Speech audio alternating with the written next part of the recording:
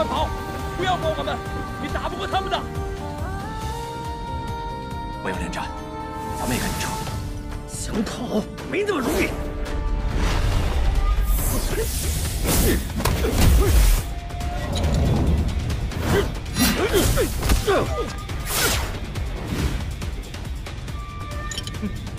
可以呀，赵佑。好执念，接着，快拿走过去镜！魔神就是为此而来的。敢耍我！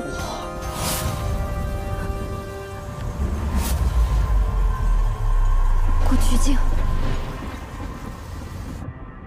有意思。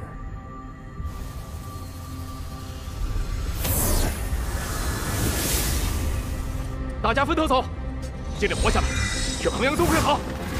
走。乘车。冲翼也是神器，果然能伤到魔神。这过去竟是逍遥宗的神器，魔神这么在意它，难道？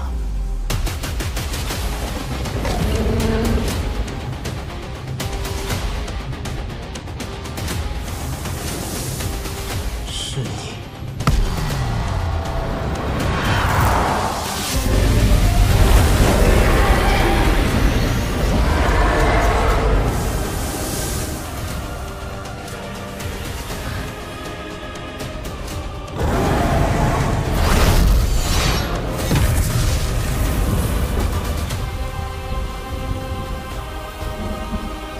魔气斩天剑。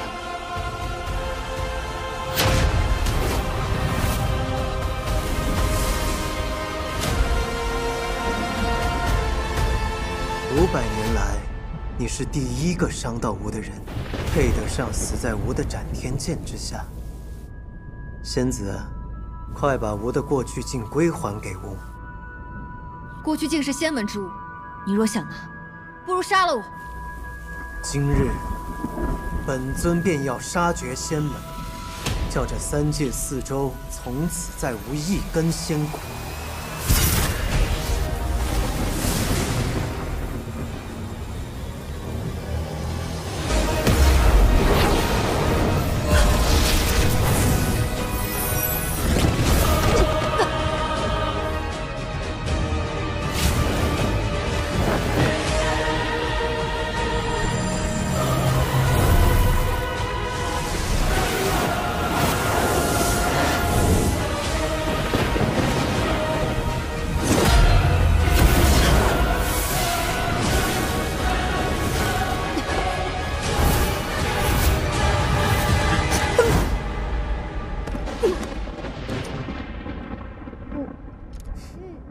仙子啊，还以为你会有些本事，现在看来也不过如此。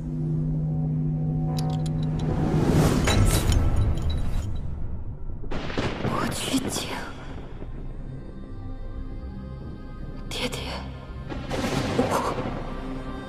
我回不来了。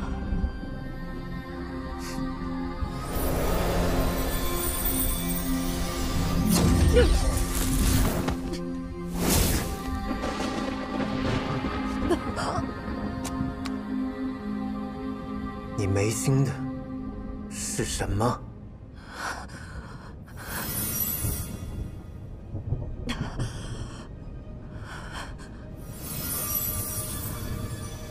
过去镜，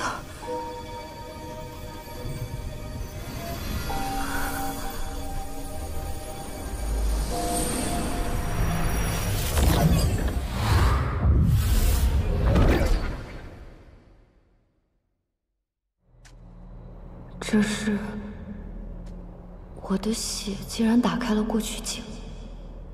黎苏苏，你是谁？你怎么会知道我的名字？我是谁并不重要，而你是谁，却对这个世界至关重要。我，没错。魔神之所以要抢夺过去镜，只因他在命定之人手中，便会拥有逆转宿命之力。而你，便是这命定之人。逆转宿命。对，魔神并非生而为魔，而过去便是他唯一的软肋。那我该怎么做？用心看，记住它。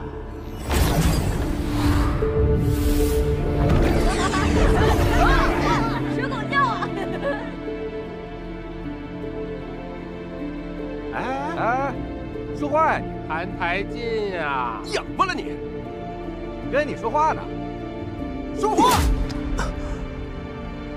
真窝囊，就是连反抗都不会，狗都比你狠，你只会挨我们的揍。对，这是魔神之前身。500年前，他还只是肉体凡胎，身在圣王宫。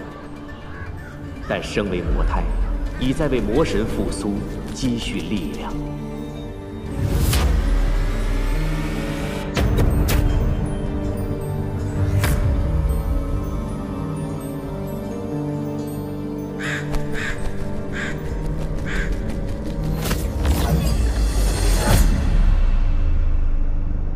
李素素，没时间了。如今魔神临世已成定局，但那时他若无法成魔，便不会发生今日灭世之劫。记住你要寻找之人，快回衡阳宗，开启破光阵，这是逆转乾坤的唯一办法了。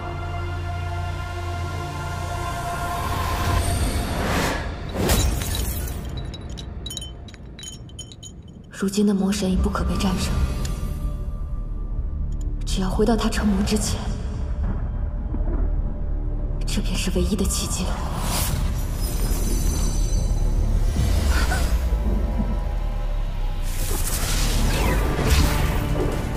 你休想伤害他！不要杀他！顾云师兄！素素，不要管我，拿好过去剑，快回衡阳宗。不，我不走。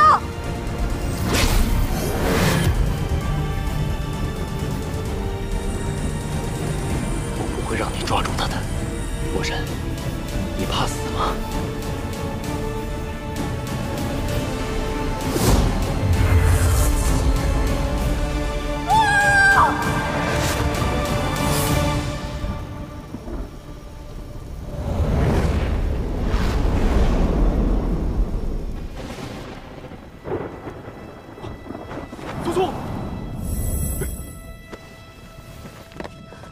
素素，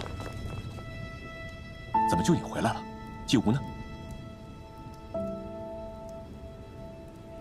爹爹，你看这个，狗都比你狠，你只会挨我们的揍。打他！来了，揍他！打他！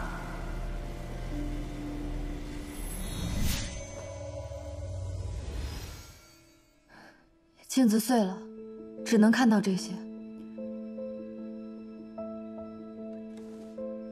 起码我们知道，魔神不是生而为魔，10几岁时还只是一个孱弱不堪的凡人。若我们用死法阵回到过去，在澹台烬成魔之前诛杀他，就能斩断魔神必将临世的宿命。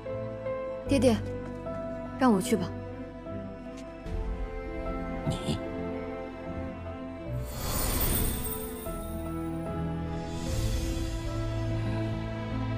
也好，夺神镜召前尘乃是苏苏做下的，这是苏苏的姻缘。苏苏，你记住，澹台烬，他身为魔胎，身负邪骨，若肉身死去，邪骨就会醒来，他会立刻蜕变成魔。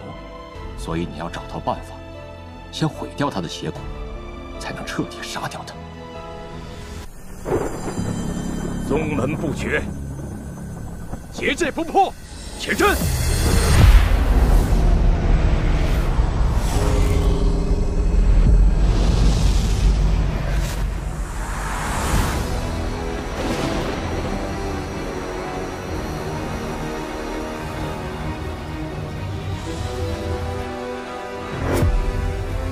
你们还真是冥顽不灵啊！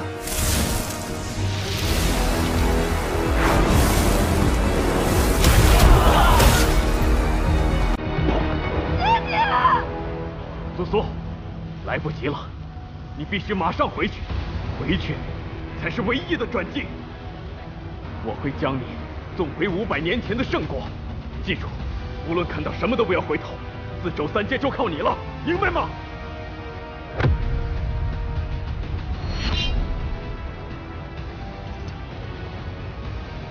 该无了。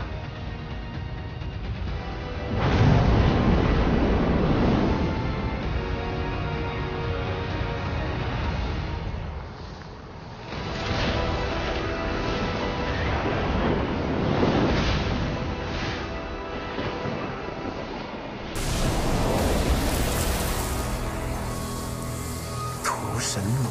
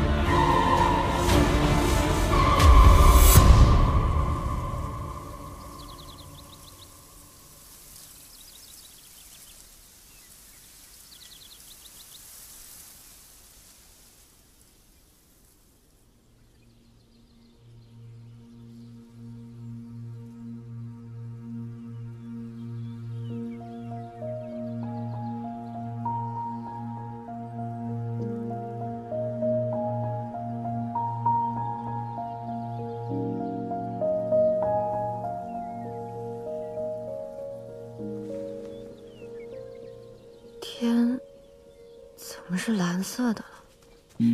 小姐，小姐，你怎么都开始说胡话了呀？小姐，小姐，你是不是摔到脑袋了呀？小姐，小姐，你清醒一点。记住，你要寻找之人，想办法斩断魔神林氏的宿命，一切便会迎来新生。小姐，爹爹，赵佑伯伯，我真的回到过去了。你们等着我。苏苏，爹爹相信你，你一定能做到。等着我。小姐，小姐，你清醒一点啊！小姐。那个，劳驾，能不能扶我一把？我头有点晕。哦。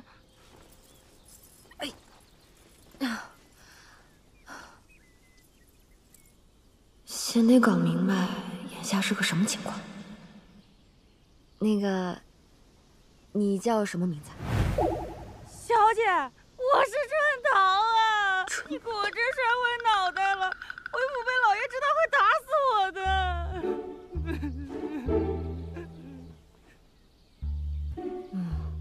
看来如今我生在一个富贵人家。春桃，你说的没错，我方才摔了一跤，什么都不记得了。你能帮我个忙吗？小姐，你要春桃做什么，直接吩咐就是了。你这么说话，怪吓人的，还对我笑。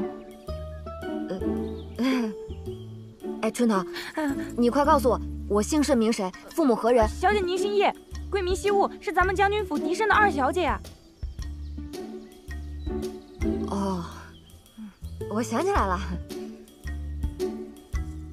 那我们在这荒郊野外做什么？哎呀，我想不起来了，头好痛。小姐，咱们今日是来慈寿寺上香，结果上完香，您非要来这后山，说是看风景。咱们半路上遇到了一群强人，说要劫财劫色啊。那他们得手没有？没有，咱们连滚带爬的跑到这儿，结果您从那个土坡上滚下来，摔昏过去了。所以，我们是在逃命躲土匪？那逃掉了吗？快看，那小妞在那儿呢！哎，走。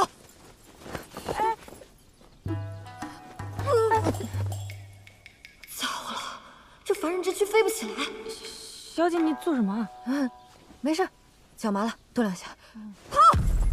小妞，别跑了，跑不掉的。二小姐，别跑了，小姐，跑不掉的。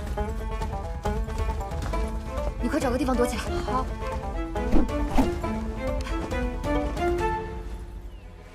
算了，你还是躲我身后吧。好。小姐，多谢你护着春桃，你脑袋要是一直坏着就好了。哼，我尽量。二小姐，别跑了！站住！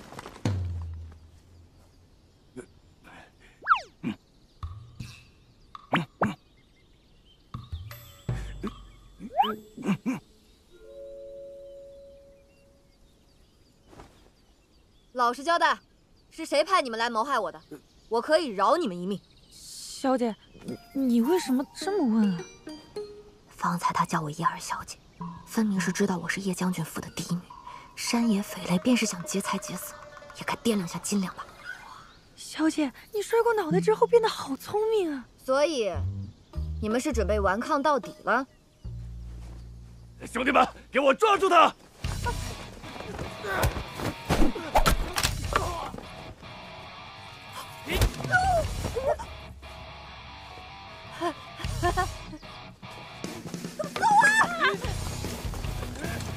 叶惜物，你难道一点武艺也不会，平时都不锻炼身体的吗？李素素啊，李素素，4州3界还等着你呢，可能要出师未捷身先死。这楚雨坤侯与我命脉相连，一定能招出来，一定得招出来啊！讨厌！冲什么？小姐，你坠子掉了。该死，如今的躯体只是个凡人，毫无修为，连兵器都招不出来。我果真要虚考自立了。小姐，小姐，小姐！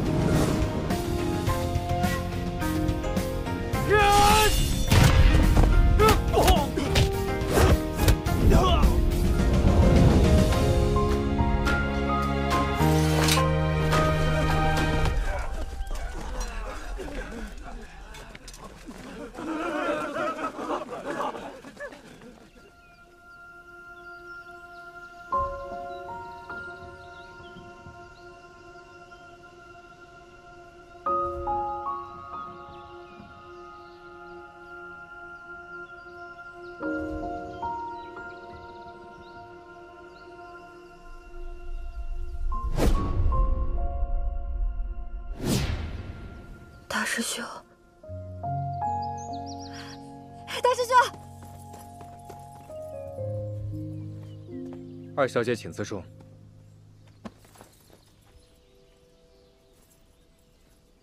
大师兄，宫野纪武。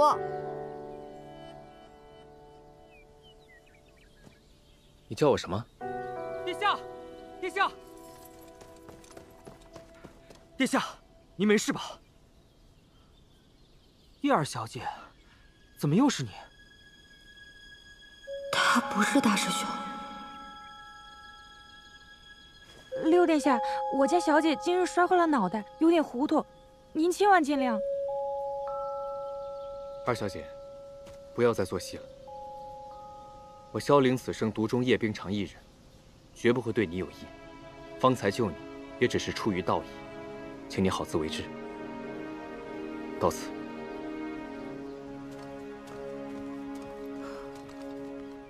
这已经不是500年后了。他叫萧凌。是呀，小姐不记得爹娘也就算了，怎么连六殿下都不记得了？神不是生而为魔，10几岁时还只是一个孱弱不堪的凡人。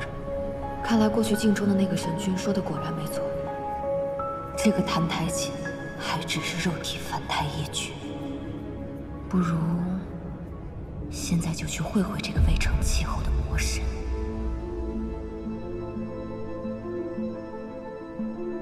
破光阵的时间、地点也都没有错，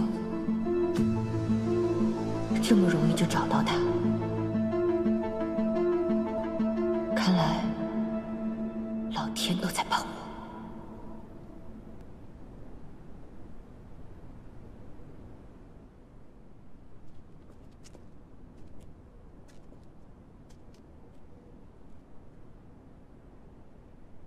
他就是澹台烬，是魔胎。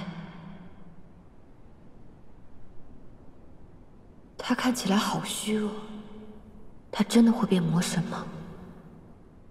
若非他叫澹台烬，打死我也不会相信他会是魔神。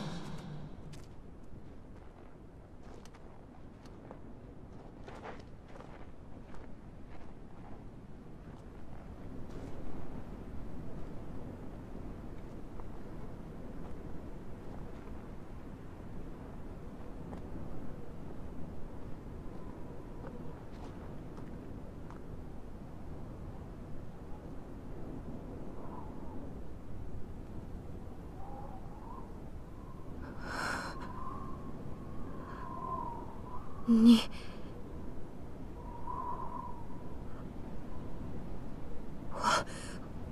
二小姐想要说什么？杀了他，就能改变魔神降世、四周3界被屠的命运了。可爹爹在开阵前说过，苏苏，澹台晋升为魔胎，身负邪骨，若肉身死去，邪骨就会醒来，他会立刻蜕变成魔。你要找到办法，先毁去他的邪骨，才能彻底杀掉他。别冲动，李素素。毁掉邪骨之前，不能让他死。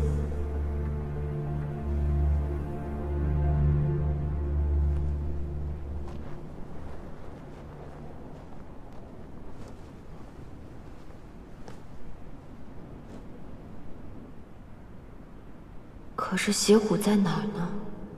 怎么才能毁掉？越看越觉得奇怪，会不会哪里弄错了？这一切也太容易了。衡阳宗守山门的狗都比他凶，会不会同萧凌和大师兄一样，只是碰巧长得相似啊？不行，可别错杀了无辜，我得确认一下。小姐，好冷啊，我们回去吧。澹台烬，你把手伸出来。姑爷，你再伸过来一点。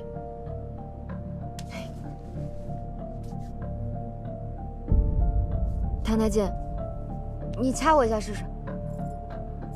别动，你做一个凶一点的表情，试试。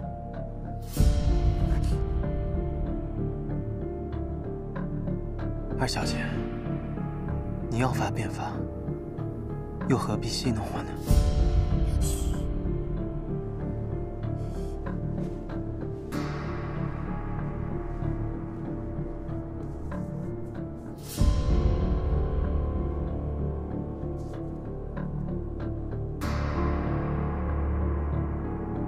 谭台烬，我要你在心里想，你想杀人。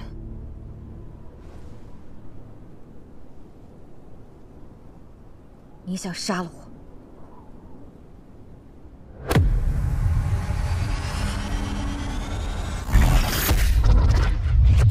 今日本尊便要杀绝仙门，从此再无一根仙骨。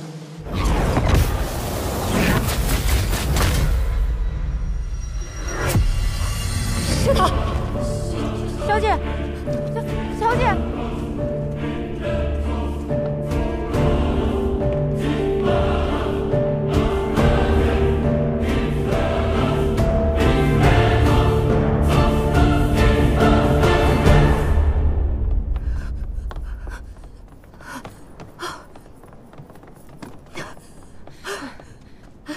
小姐，你怎么了？是不是姑爷掐到你嗓子眼了？您一直在打寒战，还是先送您回屋吧。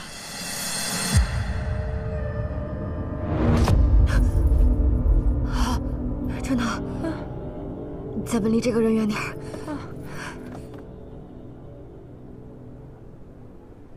谭台烬为什么会跪在冰面上？小姐，你都忘了，是你让姑爷罚跪3天的呀。我让他跪，他就跪？不然呢？叶希武，你可真了不起，魔神都凶不过你。那我又是为了什么让他罚跪的？我有点想不起来了。还是因为之前您把大小姐推进湖里的事儿。那关谭台烬什么事儿？您当时脚底一滑，就也栽下去了。六殿下当场跳进水里，游过去救大小姐。姑爷看见六殿下跳了，就也跳下去了。救我？救大小姐。冰城小姐被他俩救上来，小姐您是自个儿扑腾上来的，可把您给气的，您就罚姑爷到外头跪着去。当天晚上下了鹅毛大雪，那湖面上都结了一层冰，你看了高兴，就让姑爷到冰面上跪着去。你说，谭台烬，你不是爱去湖里显摆吗？就好好在这显摆几天吧。这也太不是东西了啊！我是说，谭台烬竟然胳膊肘往外拐，太不是东西了。小姐，你千万别放在心上，气坏了身子。虽然说姑爷喜欢大小姐，啥？你的意思是，谭台烬喜欢叶冰裳？可也就只能想想。小姐，您雷霆手段，我也有贼心，也没贼胆，只能身在曹营心在汉人。所以，我喜欢六殿下，六殿下喜欢我大姐，谭台烬也喜欢我大姐。没错。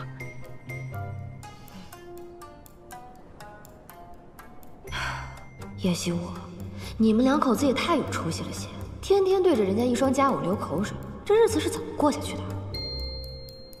那既然我喜欢六殿下，为何会跟谭台烬成亲？这我可就不知道了。不过那个时候姑爷还被人叫谭台殿下呢。既是殿下，为何会有我这般作践？同样是殿下，可命却不一样。听说当年姑爷在景国当殿下的时候，就很不受那些人待见，很小的年纪就被送来咱们圣国做质子了。原来谭台烬是景国的质子，那为何所有人都不喜欢他呀？姑爷脾气古怪，难免受人排斥。可说来也是新鲜，就说他那个父王吧，似乎对他儿子的死活完全不在乎。当年景国仗着兵强马壮，秋日里起兵，说要打过漠河，来圣都过年，多亏了咱们老爷，不光把那些景国兵马打得屁滚尿流，还一路他们打回了老家去，别提多威风了。要我说啊，姑爷也就是恰巧来咱们府上当了上门女婿，才侥幸逃过了一劫，不然当时陛下肯定头一个就把他砍。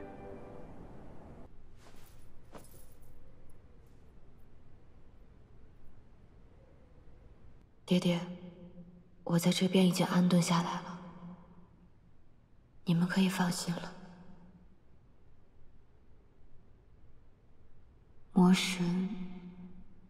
魔神我也已经找到了，只是现在还不能杀了他，来改变魔神临世的宿命。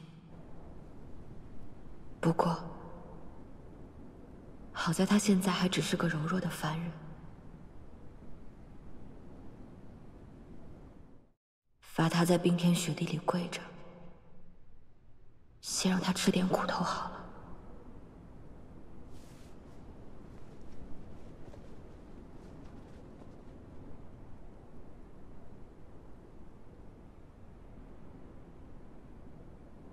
起风了，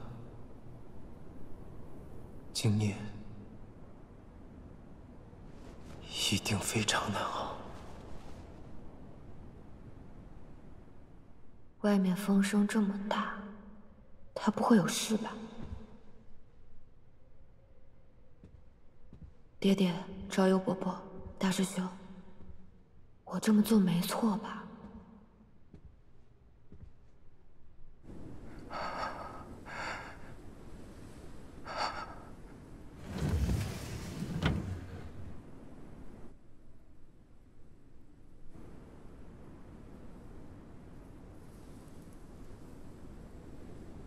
他还真一直跪着呀。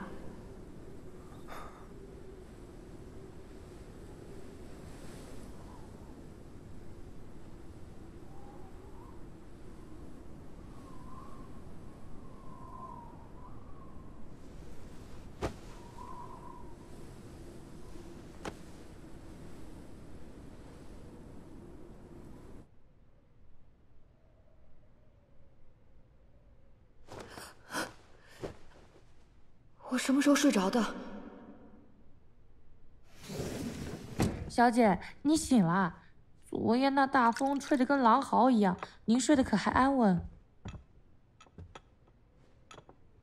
哎呦，他怎么还在这儿呢？你看到了吗？这都第3日了吧？你可真够硬的。哎呀，得罪了二小姐，没她好果子吃。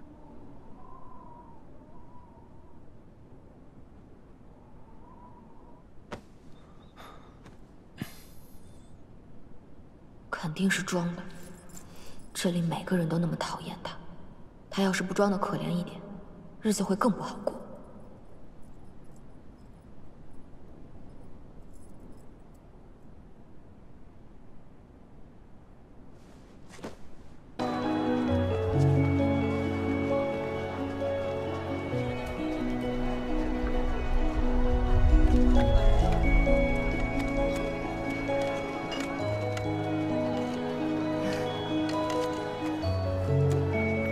我该回去了。冰城，我们好不容易才见一面，这就要走了。也是日渐黄昏了，再不回去，怕是要被家中长辈责怪，失了体统了。我这些日子在城外练兵，圣国的军营有一大半的规矩都是叶大将军定的。等回了城，想和你多说几句话，没想到啊，还有你们叶家的规矩等着。殿下说笑了，叶家规矩大，冰常自幼习惯了。叶家规矩再大也没有二小姐大，就连景国的质子都要被她发去贵宾了。澹台烬去贵宾了。哦。澹台烬虽是质子，却也是景国的王子，叶惜雾怎可如此折辱？罢了，与那刁蛮之人全无道理可讲。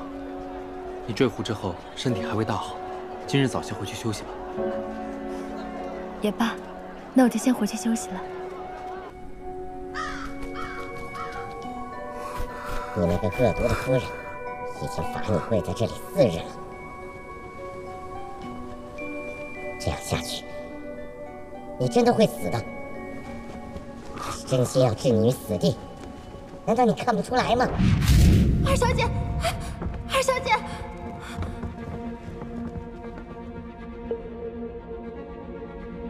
二妹妹，我知道方才在湖边，你不是故意的。我就是故意的。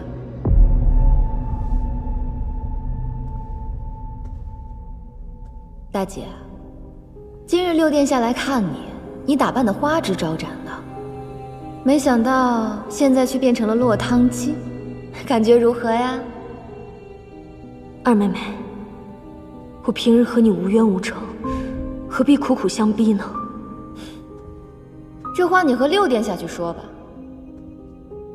我真不知道你学了什么狐媚之术，把六殿下迷得团团转，看都不看我一眼。还有那个毫无夫德的澹台剑，竟也被你勾引。既然他那么爱出风头，我就让他出个够。冻死了，也不过就是过去跟祖母说一声。叶冰裳，我也不怕告诉你，你再怎么折腾，过不了几日，澹台烬一定会死。只要你们都不出现在他面前，六殿下就只能喜欢我了。真是个狠毒的恶妇！有人过来了。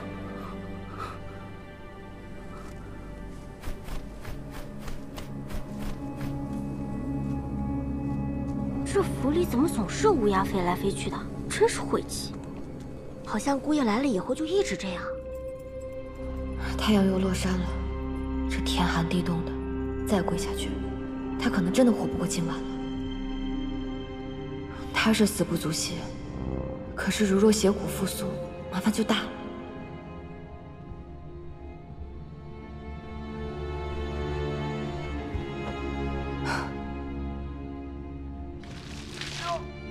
姑爷，对不起啊，不小心说，没看见您在这里赏月，弄湿了您的衣裳。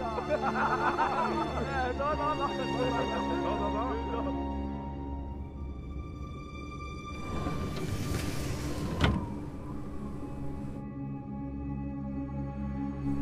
天这么冷，澹台烬全无修为，衣服又湿透，他顶不住的。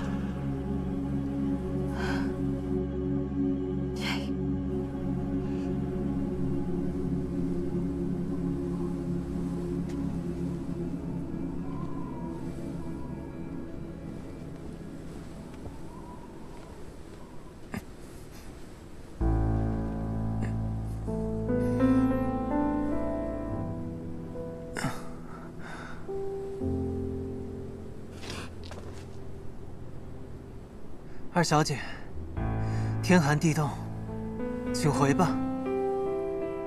不用劳烦你亲自来监看我受刑。谁说我是来监看你了？我只是……这是什么？我只是来看看你死了没有，免得还要我替你收尸。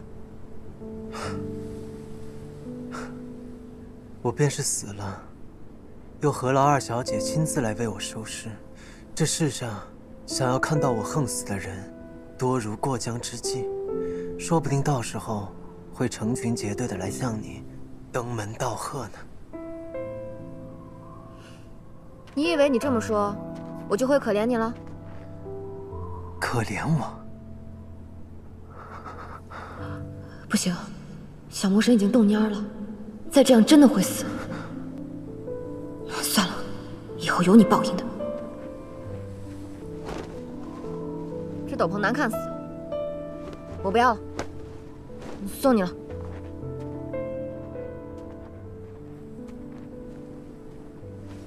二小姐的衣裳，我不敢领受。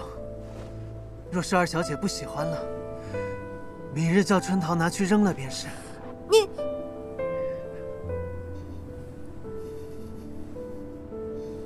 二小姐还有何事？看吧，李苏苏，这小魔神根本没血没肉，你明明可怜他，他却还阴阳怪气。但凡这魔头还有一口气，就不能给他一丁点善心。有这好心，不如多去喂喂狗，感化感化山匪。小不忍则乱大谋，小魔神死不足惜，可三界四周的性命还都压在他身上呢。哎，太监，你不要装死啊！你不要以为这样我就会可怜你。这个景象似曾相识，难道他就是在这里死去，然后化身成魔了吗？谭太监，谭太监，醒醒！春桃，春桃！小姐，是你叫我？我叫你，快进来。哦。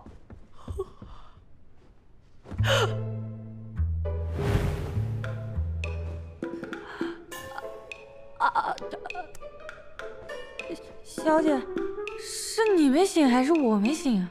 你说什么胡话？赶紧去烧洗澡水，越快越好，救人要紧。哦，快一点！哦，小姐，你方才怎么跟姑爷抱在一起了？我们不是夫妻吗？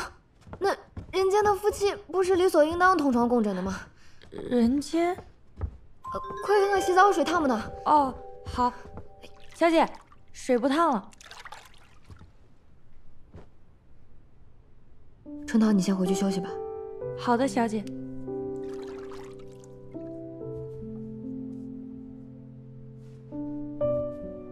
这些伤是被叶惜雾打的吗？早知道小魔神弱成这个样子，我怎么也不会赔上4州3界的前途来跟他赌这口气。快缓过劲儿来吧，拜托拜托，你可是魔神，为了4州3界，你也不能死啊！谭台烬，你真可怜。又是你，每次当我濒死的时候，你都会出现。我一直都在。我知道，你就在我的身体里。你想要它吗？还不是时候，不要着急。要等到什么时候？你已经迫不及待了吗？是啊，20多年来，这副身躯给了你什么？只有疼痛、饥饿、寒冷、屈辱，还有受困于人。有朝一日，你可以摆脱这副肉身，将灵魂奉献给我，然后你将得到永远的安宁。无所谓，不管是这副身躯，还是什么灵魂，你若想要，随时都可以拿去，我不稀罕。谭台烬，耐心些，你要尝尽人间的苦楚，汲取无尽的怨恨。你背负着命定的诅咒，注定不得善终。当你的痛苦达到巅峰，生命走到尽头时，我会来接受你的献祭。原来500年前人间的月亮这么明亮，可惜自魔神离世，到处都是浊气。我已经好久没看到过月亮了。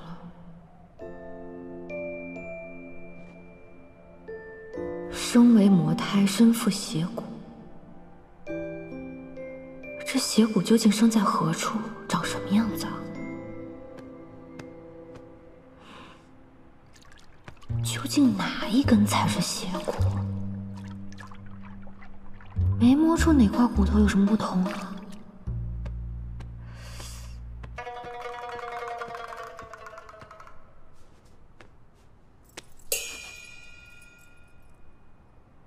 你在做什么？你也想来？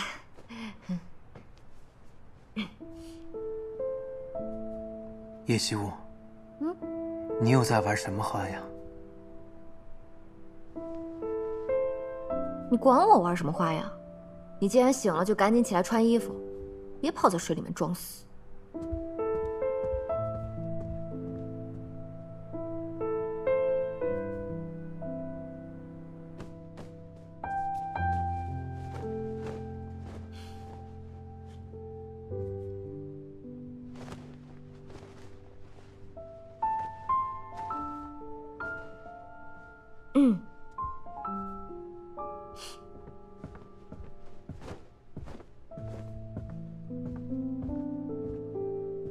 哪儿啊？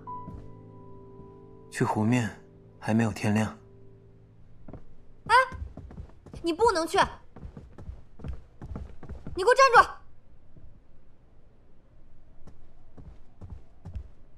今日不许去了，以后也不用去了。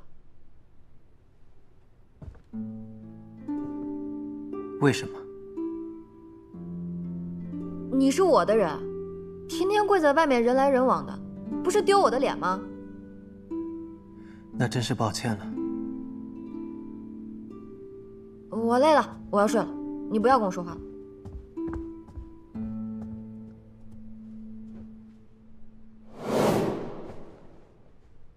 爹爹，你们送我过来时肯定想不到，你女儿要和魔神睡一个被窝。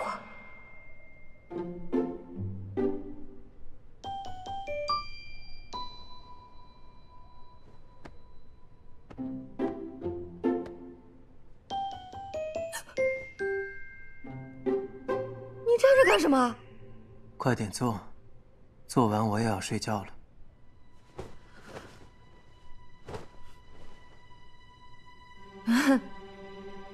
做什么？当然是你每天都要做的事情。你不记得了？不妙，千万不能让他发现了。我记得呀，我怎么可能会忘？你等我一下，我有点口渴。春桃，我要喝茶。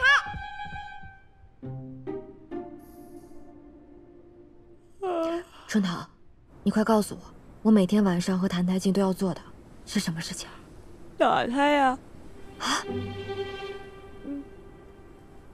自从小姐你嫁给姑爷之后，便心气不顺，所以每晚睡前都要抽姑爷一顿鞭子才肯解气。这是变态吗？啊？鞭子放哪儿了？就放在小姐你褥子底下。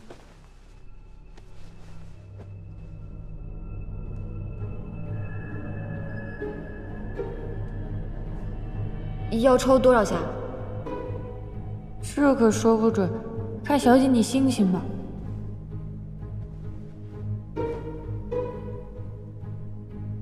这么长的鞭子，叶希武，你果然是个变态。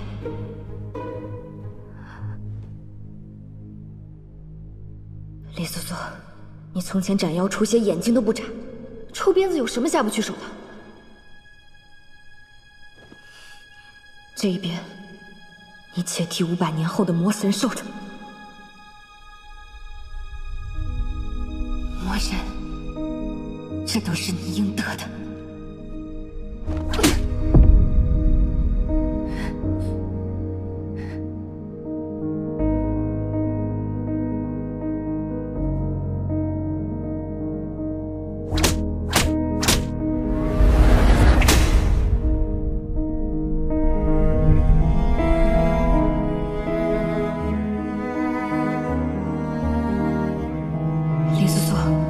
到底在干什么啊？如今他还不是魔神，任打任骂，逆来顺受，欺负他，折磨他，就能阻止魔神降临吗？这样只会让你心中更加难受。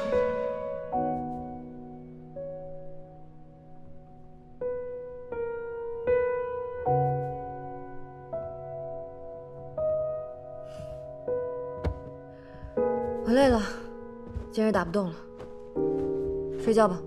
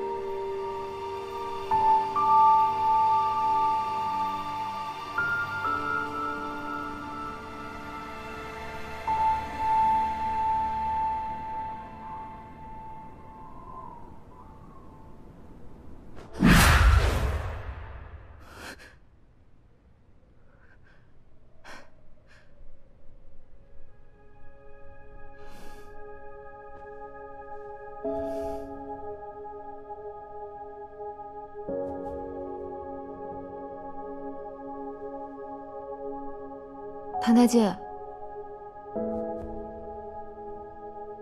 谭台烬，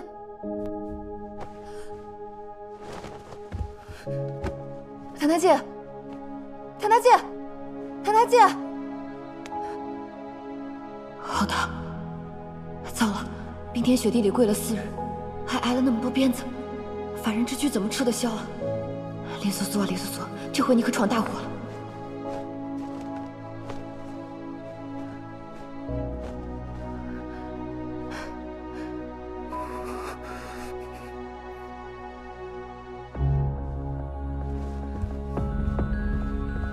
春桃，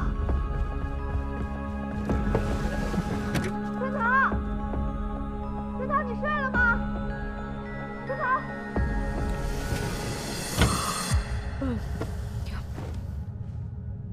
小姐，姑爷的药煮好了，还有别的吩咐吗？没有了，这次真的不会再叫你了。你好好去睡。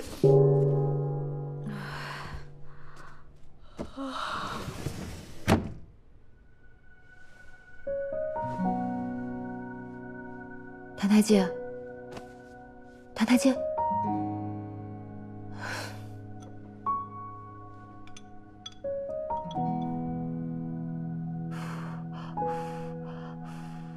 来，喝药。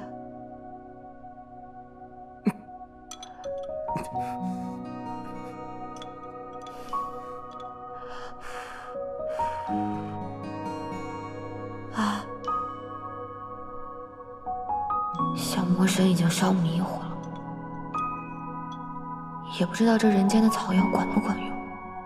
张嘴。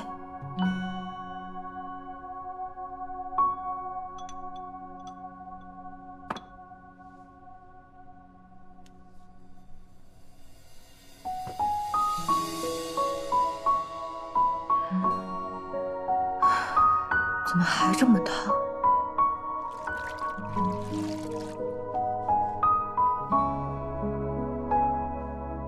小时候我发热，爹爹就是这样给我服冰帕子的。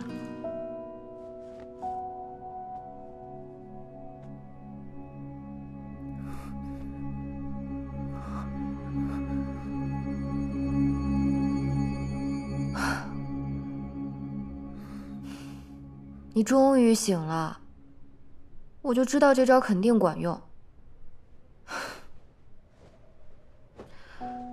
行了。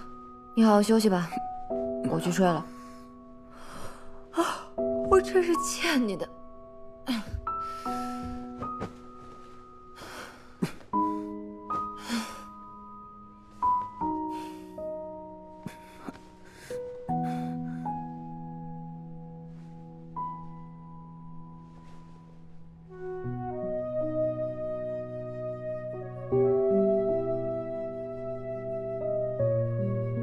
这女人出门上香，莫不是撞了邪，被什么上身了？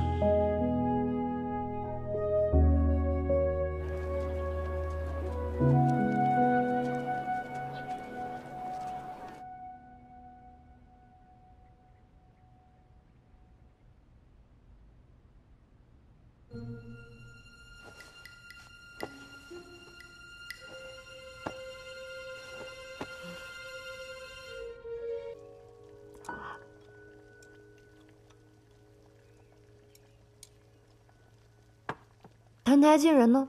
怎么没来吃饭？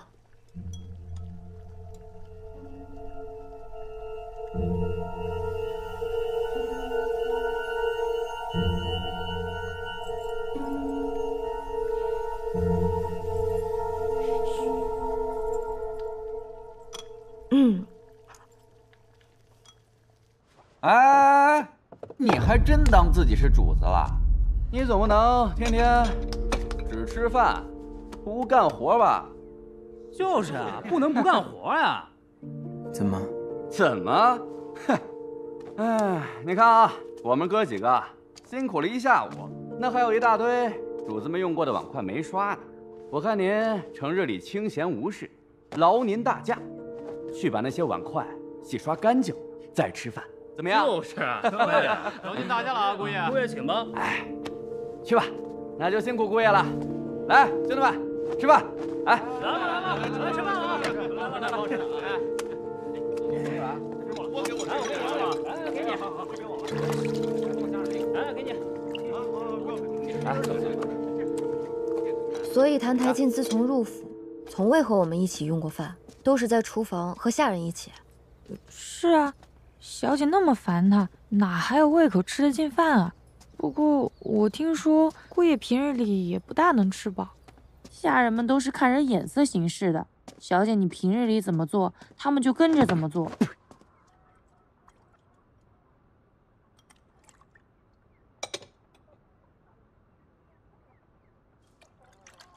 这个魔头，饿他几顿也是活该。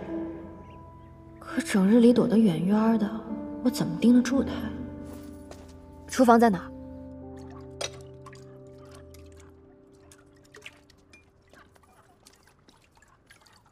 哎，我跟你们说啊，这有些人呐，啊，他就是主子的身份，奴才的本分啊。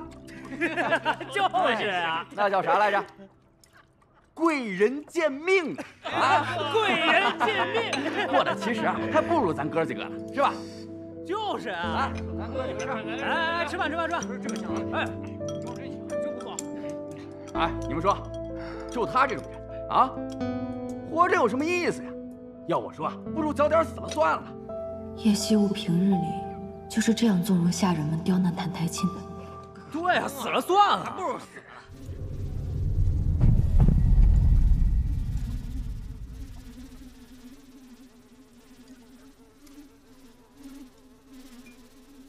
去吧。是。哪来的苍蝇啊？大冬天的，这哪来的苍蝇啊？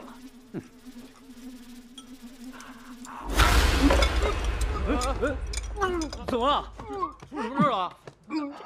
哎，喝水啊！没事吧？没事吧？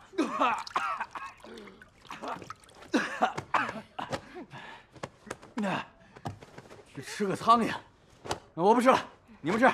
哎，你们吃。咱们接着吃，你坐这边。完活了，真晦气。哎，走。哎，二小姐，您怎么来了？那个谭台烬。谭台烬做错了什么，让你们催他去死啊？小姐，我方才让姑爷去刷碗来着，那桶里都是哥几个昨天晚上特地从湖里砸出的冰疙瘩。嘿嘿，哦对了，还顺手啊，泼了姑爷一身水。昨晚没冻死他，但是今天让他多洗会儿，保管他连手指头都能冻掉。嘿嘿，而且今天也没给他吃饭，只留了一桶泔水。你们平日里就是这么欺负人的吗？人本无贵贱之分，可有人甘愿自轻自贱，一辈子当个奴才，还非要踩在别人头上找那一点乐子。看到别人过得困苦，就这么让你快活吗？小姐，您别当真啊，这不哥几个想替二小姐出气，对您我们肯定是绝无二心的呀。今日你敢对谭台烬这么说，不过是其他无人平议。哪日叶家败落，你们是不是也敢对祖母爹爹对我这么说话？不，小姐不敢，二小姐教训的对，二小姐教训的对，二小姐教训的对，二小姐教训的对，二小姐教训的对。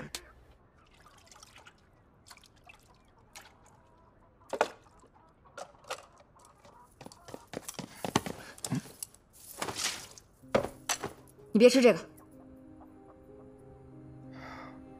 二小姐，人不吃饭是会死的。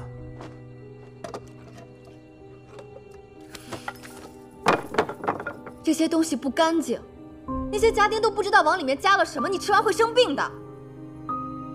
比这个更脏的我都吃过。他们方才那样说你，你连句反驳都不会吗？你一个君王之子任奴仆欺辱，你一点羞耻之心都没有吗？羞耻之心，那种东西对我来说毫无意义。比起羞耻之心，还是这碗饭来的更重要。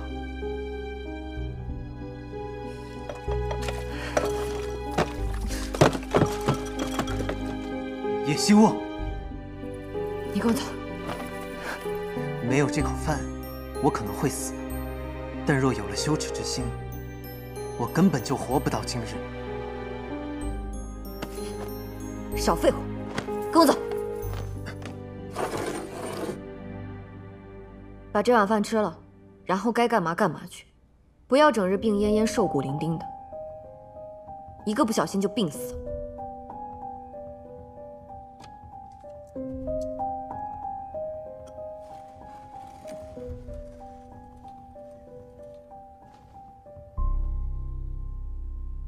二小姐这套伎俩已经用过一次了，我若是再上当，便是活该。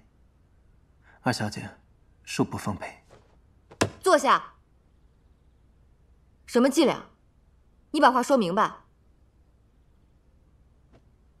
二小姐方才问我有没有羞耻之心，这种东西，二小姐你自己怕是也没有吧？好啊，既然你让我说，那我就再说一次。好，你说。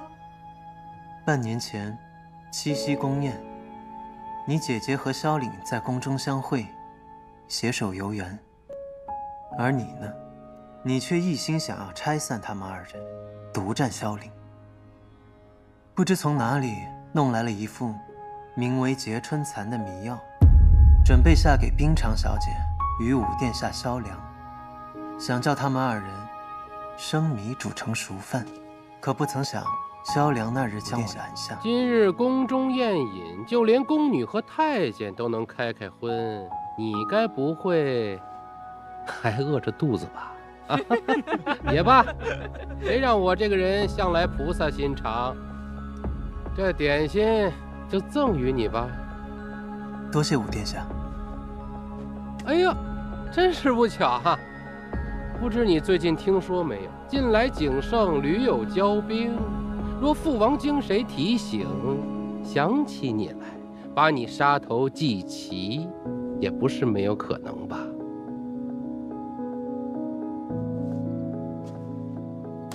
哎呦，忘了，你喜欢吃碎一点的啊。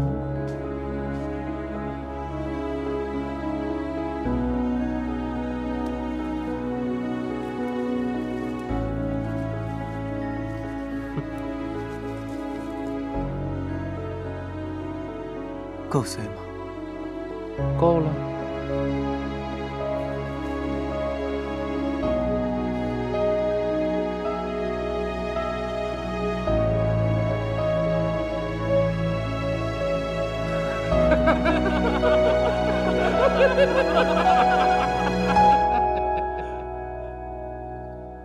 可我刚吃下不久，就感觉头晕目眩。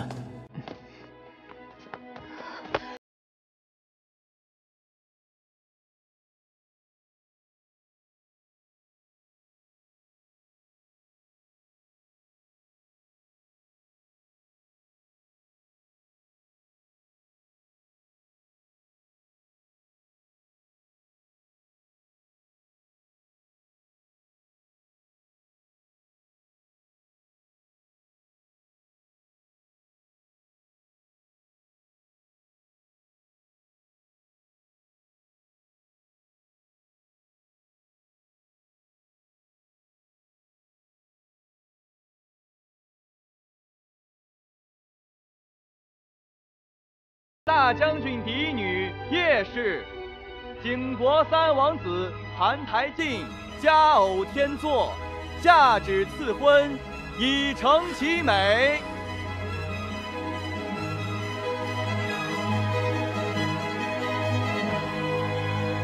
后来，你将此事原委告知于我，从此，你就以戏弄、折磨我为乐，愈发的扭曲、恶毒。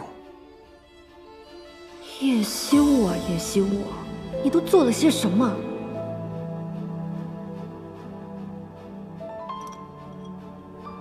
所以这一次，二小姐又在这饭食当中放了什么呀？我什么也没放。是吗？二小姐劳神费力，只为了让我吃上一口饱饭，不行吗？谭台烬，我告诉你，你想把自己饿死，门儿都没有。给我好好看着。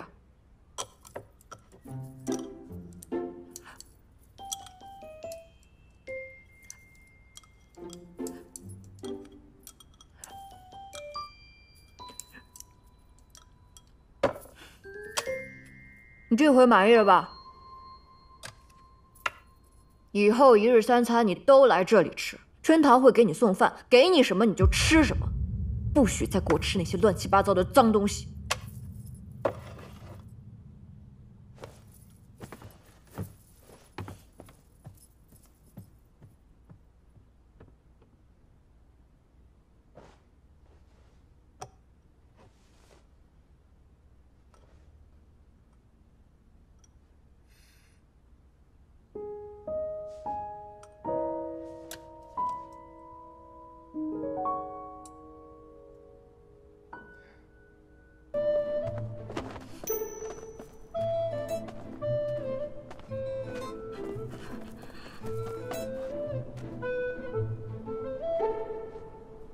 二小姐，你这几日总是跟着我，可是有什么话要说？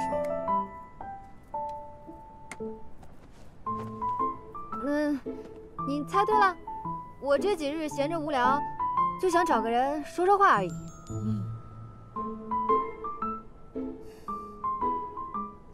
你说吧。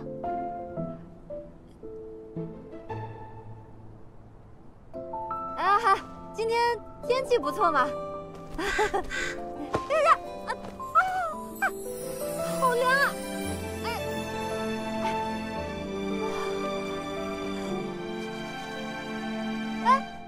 谭台烬，谭台烬，你平日里到处受欺负，心里是怎么想的？不想。怎么可能？人受了侮辱，心中必然会生气、生恨。你就没有想过要做点什么？比如杀了我？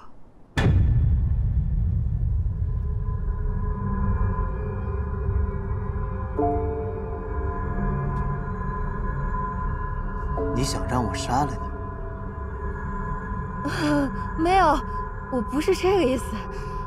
我就是想知道你是怎么想的。我是怎么想的不重要。你们羞辱我，并不是因为我做了什么，只是因为你们想而已。我改变不了你们。至于我心中是否有恨、有怨，这都没有意义。我只是景国来的质子，活着已经够累了，没有精力再去想其他。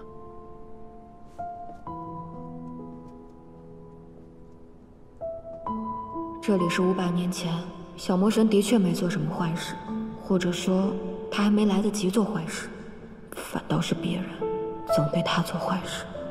也许他会成为魔神，真的只是一连串的悲剧。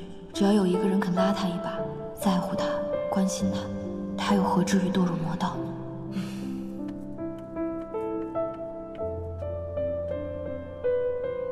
谭台烬，虽然累了点，但你得好好活着。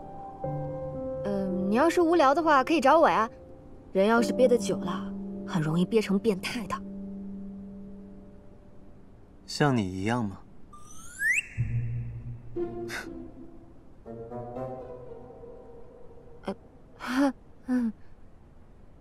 你方才笑那一下就挺好看的。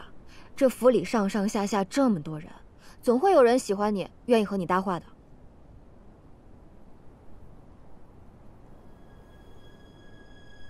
没有人会喜欢我，我也不需要被喜欢。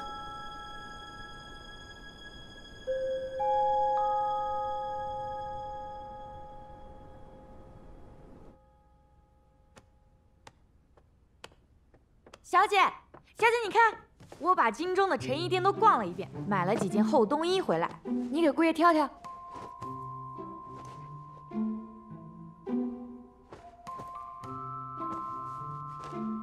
这件也太薄了，这件厚，颜色也好看。这也太大了吧，他根本穿不了。我哪里知道姑爷的尺寸？你替我去找把剪子和针线过来。哦。小姐，有句话我不知道当问不当问。那你就别问。你现在为什么对姑爷这么好啊？因为我害怕呀。怕什么？我怕你的姑爷万一哪一天被冻死了，拉上咱们陪葬。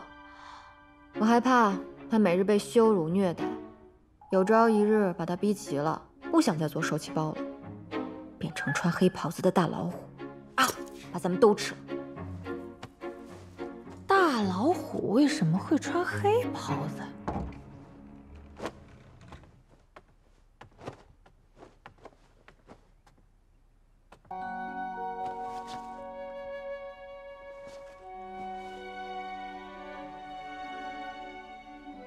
这是给我的衣裳。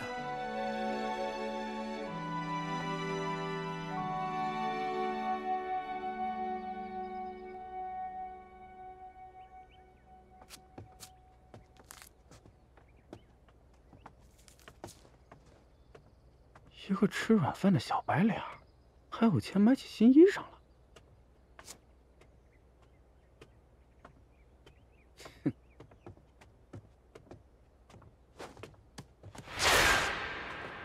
站住！哟，澹台剑，怎么了？我的衣裳被你割破了。啊？破了？这才叫破吗？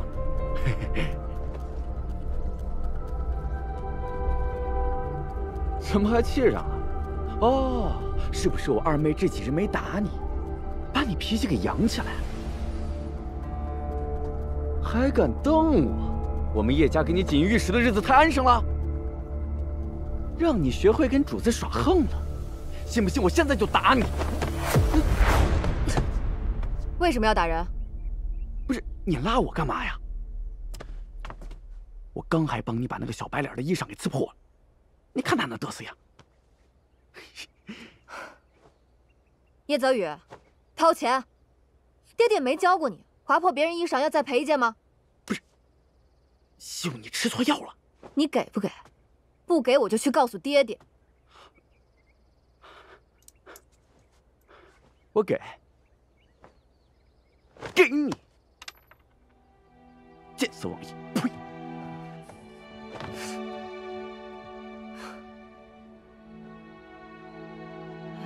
你别跟那小子一般见识，这口子开得太大了，不好修补了。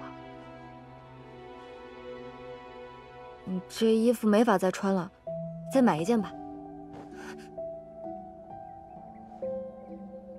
这是你送给我的，就是我的东西。好，好，你留着，我让春桃再给你买件新的就是。小姐，宫里来旨，让姑爷入宫面圣。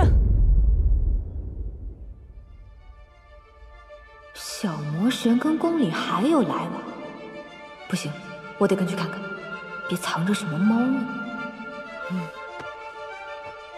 我陪你。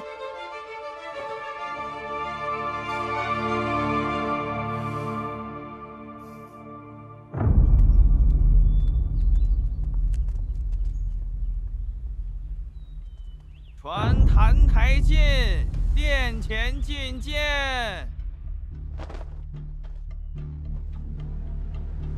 参见陛下。叶二小姐，圣上今日只见澹台殿下一人，您若闲来无事，不如去陪太后娘娘聊聊天。不要紧，这宫中我熟得很，我随便走走便好。好。魔神就是从这深宫中养出来的。澹台烬过去究竟经历过什么，又是怎么长大的？为什么偏偏会选中他成为魔神？去他曾经住过的地方看看，也许能发现什么线索。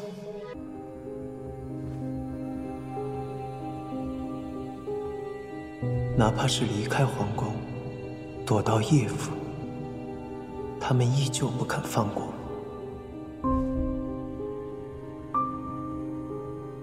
我得想办法逃出圣国。吴总管，你活得够久了，去吧。以我如今的能力，控制1两飞鸟虫鱼已是极限了。这次勉强可以化险为夷，下次恐怕更加难以自保。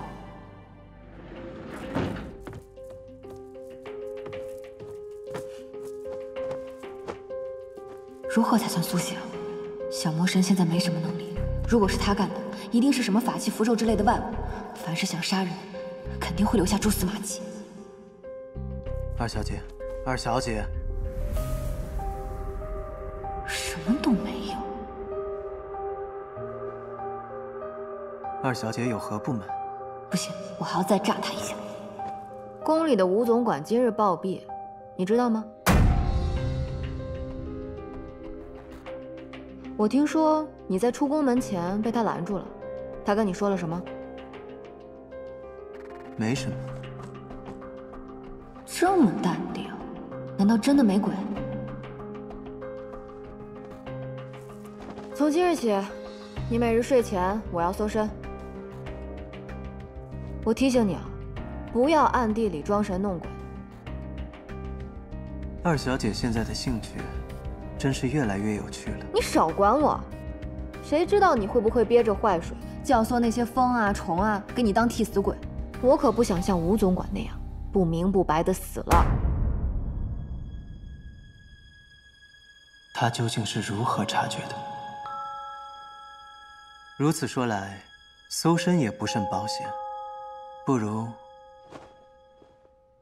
我全都脱了，好让二小姐安心啊。你脱，我又不吃亏。一日夫妻百日恩，我什么没见过？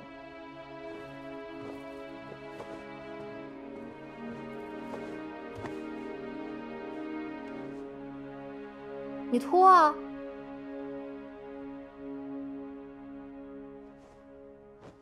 不脱了，要不我脱？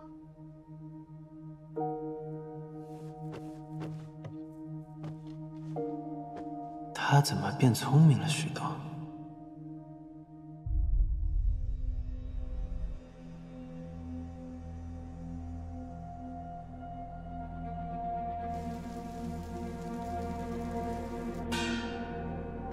天干物燥，小心火烛。天干物燥，小心火烛。天干物燥，小心火烛。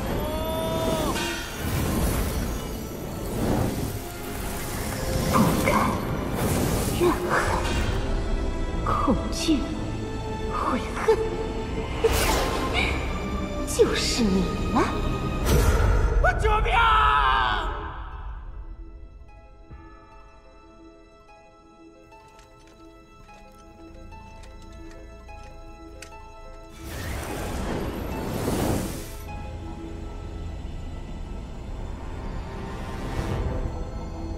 果然，这世上没有哪里比这深宫拥有更多噩梦了。有了这些噩梦的滋养，我就能培育出更多的胭脂花了。红线过岭，看来你还真是个苦命的人。不如就跟我离开这儿吧。似乎还有一丝特别的气息，竟在这宫墙之外。反正天还没亮，不如过去看看。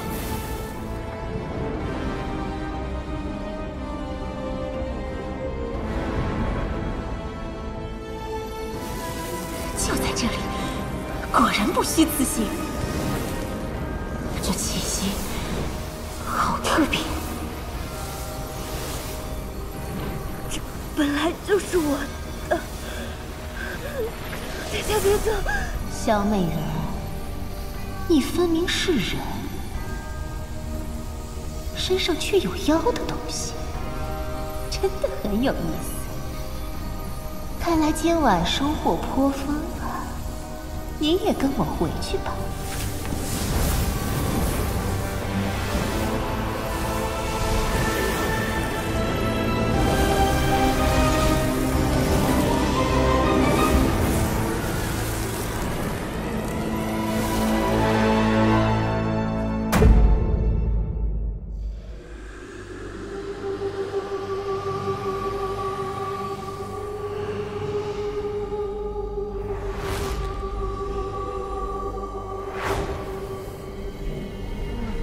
有了这些苦命之人的滋养，胭脂花很快就会漫山遍野。只要这林中开满胭脂花，我就可以化妖成魔了。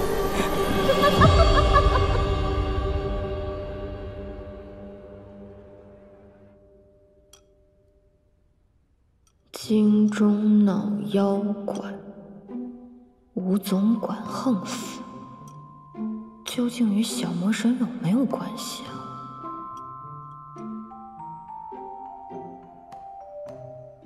看什么看？一个都不许剩，全给我吃光！叶惜雾，你还真是一会儿一个主意。是啊，我最近特别喜欢看别人吃饭。怎么了？到了月底。你要是长不了3斤肉，就等着挨揍吧你！他真是变态的越来越莫测了。小姐，小姐，不好了，大小姐失踪了。什么？说是昨晚还好好的，谁知今早就不见了踪影。恐怕是老爷昨晚说的那个妖怪，这可怎么办啊？你别急，慢慢说。将军请了太常博士来府里驱邪捉妖。说是6殿下也来了，我去看看。对萧岭的兴趣倒是没变，也好，这样吴总管的事就不会有人在意了。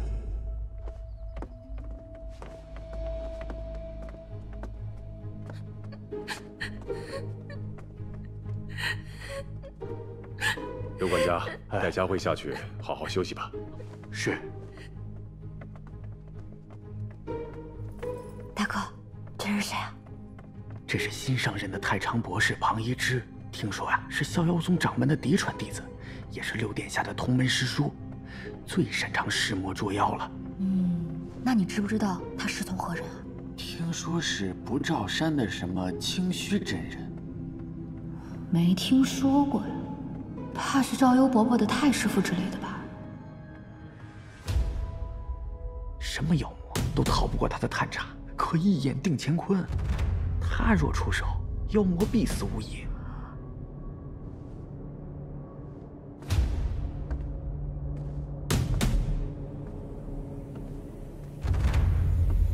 糟了，此人是逍遥宗高徒，若被他识破澹台烬身怀邪火，把他处死了，岂不乱套？怎么办啊？庞博士有何赐教啊？小师叔，他怎么了？庞博士，这位公子，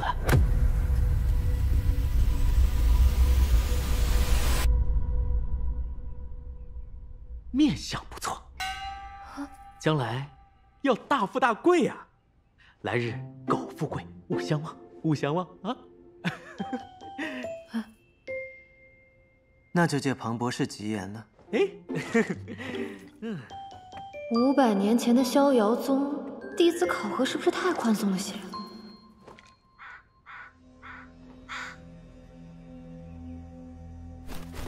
庞博士，转了这么久了，有没有什么发现呢？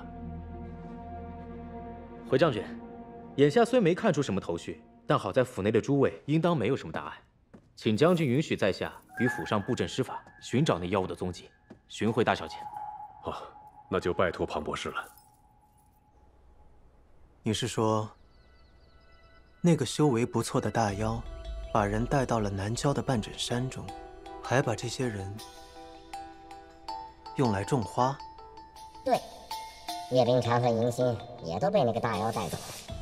不过看起来那个妖物暂时还不着急取这些人的性命，不如将这些线索告诉他们，让他们去就好了。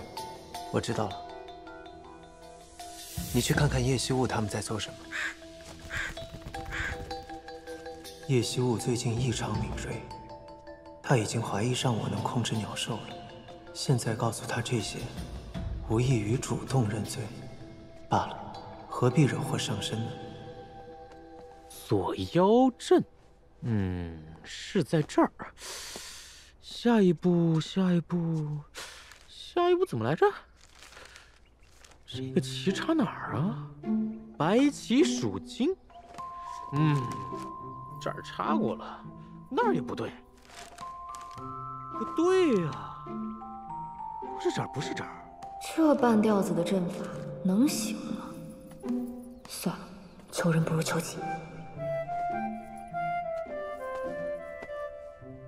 还好之前被爹爹逼着画过几年的符，如今没有法力，刚好可以解燃眉之急。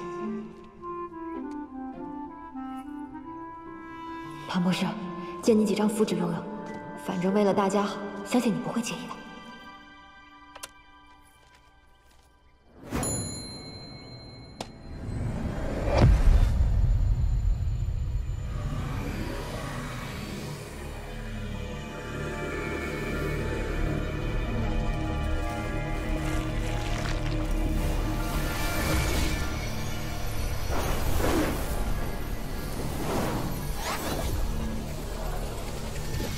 这人间的苦楚，果然就是胭脂花最好的肥料。不枉我千里迢迢从荒渊来到这里。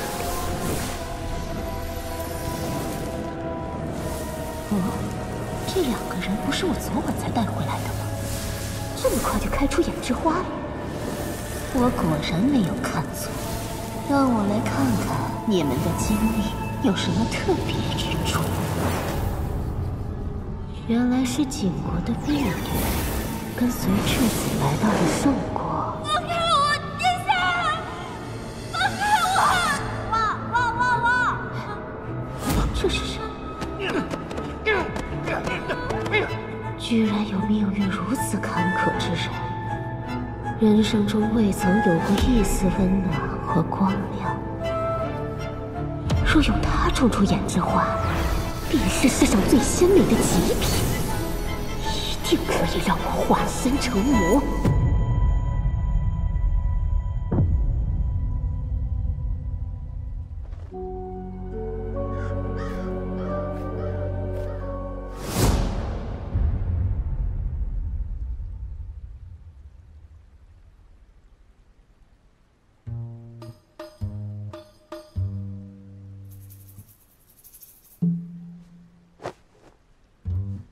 这个锁妖阵，岂不就是守株待兔？若是兔子不来，再等10000年也抓不到。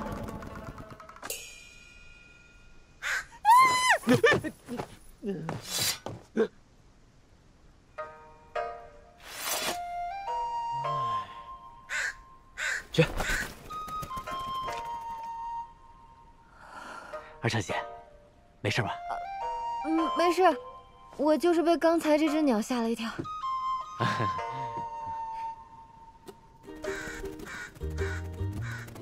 我觉得，你要是不告诉他们妖怪在哪儿，他们等到天亮也等不到。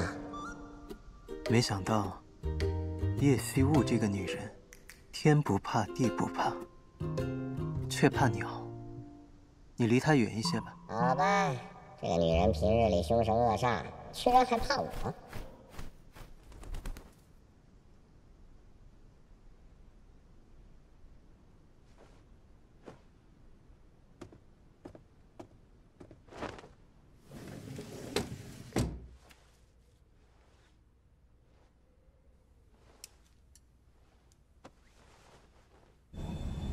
夜晚真是最好的时刻，我闻到了，就在那里，就是它。从未有过的香甜，一定能种出这世间最美的胭脂花。居然有逍遥宗的人在这里，要小心了。那是什么？太上之令，摄魂术影，旋翻复位，天地肃清，收！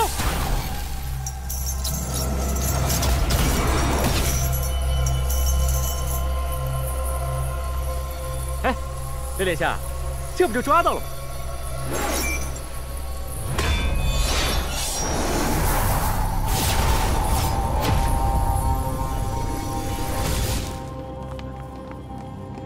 不好，这黑雾是障眼法。是声东击西。那是谭台烬的房间。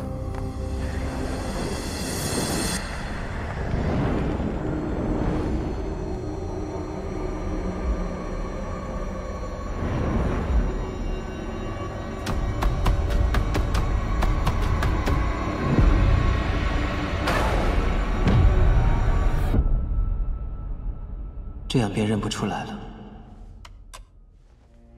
得想个办法把这纸条塞给萧凌。英雄，且让他去闯了。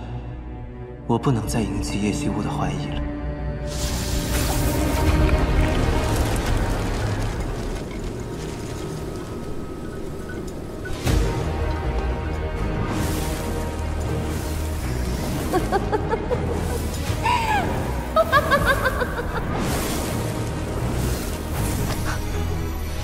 就是我一直要找的人，你一定可以为我种出最美的胭脂花。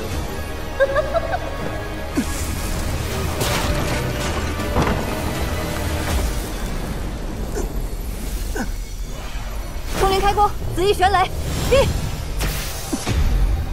不自量力！谭台烬，你抓紧我！叶虚无，你傻了吗？跑来找死！我不能让你死！好一对痴情眷侣，那就一起吧。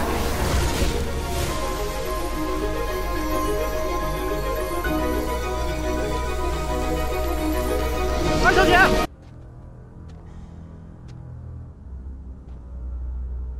这里是什么地方？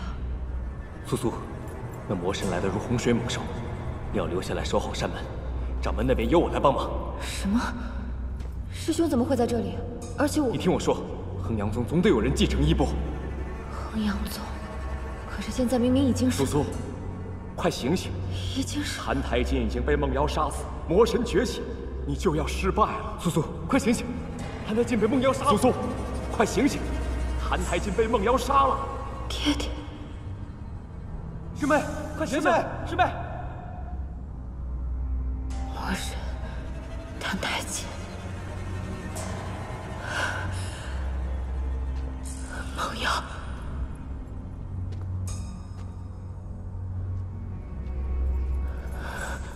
师妹，快醒醒啊！师妹，快醒醒！师妹，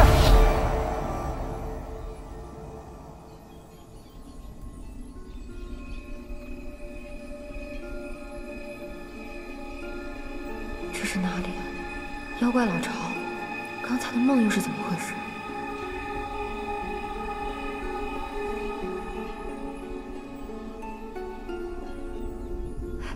谭台烬，还好了，你没死。你愣着干什么？快帮我下来啊！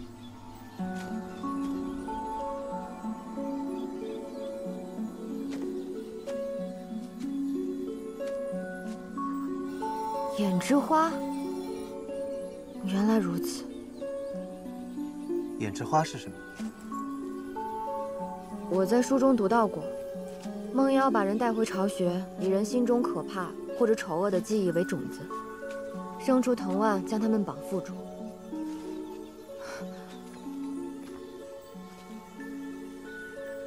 再让他们不断陷入噩梦，结出胭脂花供他吸食，就像豢养家畜一般。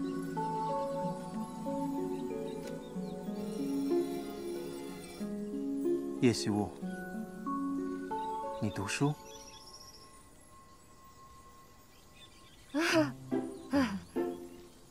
你看到我姐姐了吗？她应该也在这儿。在那边。走吧。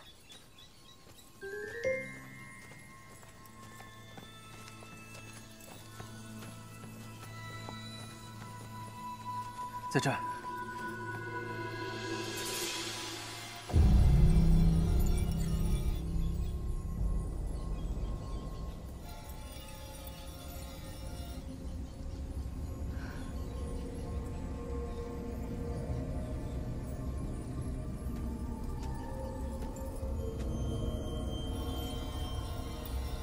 迎新，他怎么也在这儿？你怎么认识他？我之前进宫见到过他。你在查我？我没有啊，我就是刚好路过一个偏僻的冷宫，还见到了一个疯婆子。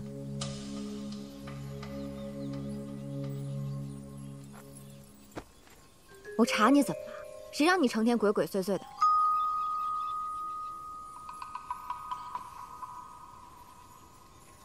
你看到那妖孽了吗？嗯。夜色未尽，应该继续去捕猎了。这厮抓了这么多人，还有自己的结界，是个道行颇深的大妖，难怪庞一之他们抓不住他。